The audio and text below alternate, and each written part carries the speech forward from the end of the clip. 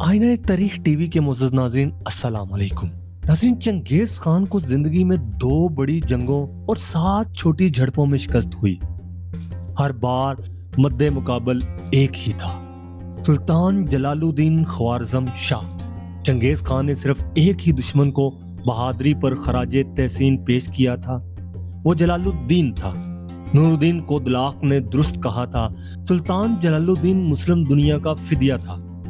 یہ نہ ہوتا تو چنگیز خان کے ہاتھوں مسلم دنیا کی تباہی کی داستان زیادہ طویل اور دل فگار ہوتی۔ اس کا باپ چنگیز سے مقابلے کے لیے اس کا مشورہ مان لیتا تو شاید دنیا کی تاریخ مختلف ہوتی۔ اس کے اپنے ہی بھائی سازشیں کر کے تخت پر قابض نہ ہوتے تو شاید پھر بھی تاریخ کی کروٹ کچھ اور ہوتی۔ کیسا انسان تھا، تخت بھائیوں کے پاس چھوڑ کر جنگل کو نکل گیا کہ سلطنت کسی اور آزمائش میں نہ پڑ جائے۔ شکست کی راگ سے اس نے عظمیت کا پرچم اٹھایا۔ کبھی 1000 کبھی 5000 جتنے جنگجو ملتے وہ ان کے ساتھ چنگیز خان کے لیے چیلنج بنا رہا، یہاں تک کہ وہ وقت آیا جب اس کے پاس ایک لشکر جرار تھا۔ اس نے چنگیز خان کو لکھا، تم میرے لیے جنگل جنگل خاک چھان رہے ہو، میں اس وقت یہاں بیٹھا ہوں، تم آؤ گے یا میں آؤں؟ میجر ریوٹی نے لکھا ہے، چنگیز خان کی زندگی میں یہ پہلا موقع تھا اسے کسی نے یوں چیلنج کیا ہو۔ چنگیز خان چیلنج قبول کرنے کی ہمت نہ کر سکا۔ اسے معلوم تھا کہ اگر جلال الدین یوں للکار رہا ہے تو شیر کے منہ میں سر دینا حکمت نہیں۔ یہ میرے الفاظ نہیں، چنگیز خان کے اس تذبذب کی یہ کہانی امیر عطا نے صدیوں پہلے لکھ دی تھی۔ وہ لکھتے ہیں، شیر خوارزم کے اس چیلنج نے چنگیز کو پاگل کر دیا تھا۔ وہ صبح سے شام لشکر کی تیاریوں پر مصروف رہنے لگا، لیکن پھر بھی اسے تسلی نہیں ہو رہی تھی کہ کیا وہ جلال الدین کا مقابلہ کرنے کو تیار ہے یا ابھی کچھ کمی رہ گئی ہے۔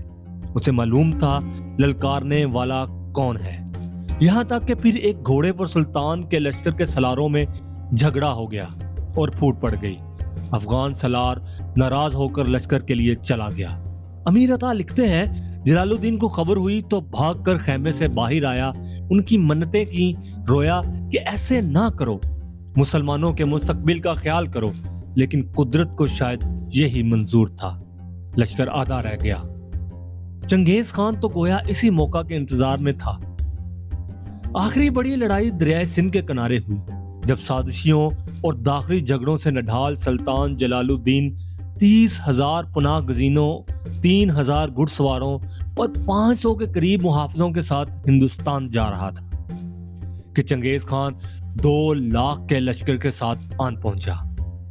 3,000 گھڑ سواروں کا مقابلہ 50,000 گھڑ سواروں سے تھا۔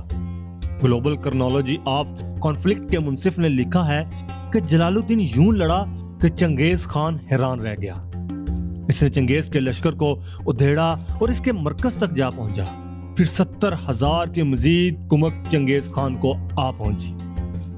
زخموں سے نڈال سلطان گھیرے میں آ گیا تو چنگیز خان نے حکم دیا اسے زندہ گرفتار کر کے پیش کیا جائے۔ سلطان کے سامنے چنگیز تھا اور پیچھے دریائے سندھ۔ اس نے گرفتاری دینے کی بجائے پہاڑ سے گھوڑا دریا میں ڈال دیا۔ یہ نسیم حجازی کی نہیں، میجر ریوٹی کی روایت ہے کہ چنگیز خان کو اس کے تعاقب میں گھوڑا دریا میں ڈالنے کی ہمت نہ ہو سکی۔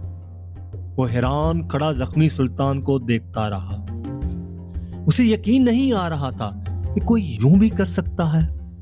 پھر اس نے اپنی فوج کے سلاروں کو بلا کر کہا، اس شخص کو دیکھو، اس کی ماں کو اس پر فخر ہونا چاہیے، کیسا بہادر پیدا کیا۔